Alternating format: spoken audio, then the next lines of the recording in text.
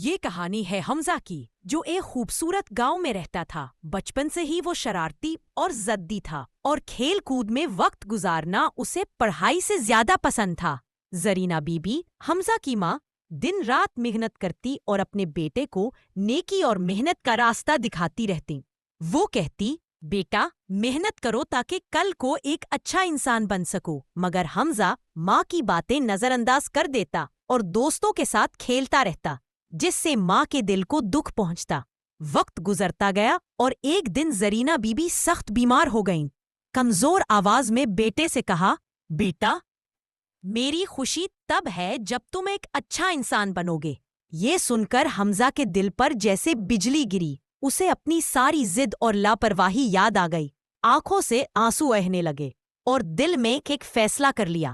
حمزہ شہر گیا، چھوٹا موٹا کام کیا، رات کو پڑھائی کی اور دن رات محنت سے اپنی تعلیم مکمل کی۔ کئی سال بعد وہ ایک کامیاب استاد بن گیا اور فخر سے اپنے گاؤں لوٹا۔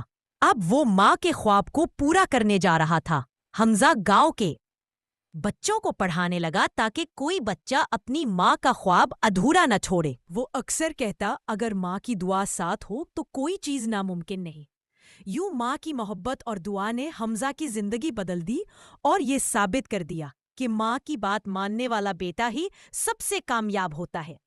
اگر آپ کو یہ کہانی پسند آئی تو چینل کو سبسکرائب کریں اور ویڈیو کو لائک اور شیئر کرنا نہ بھولیں۔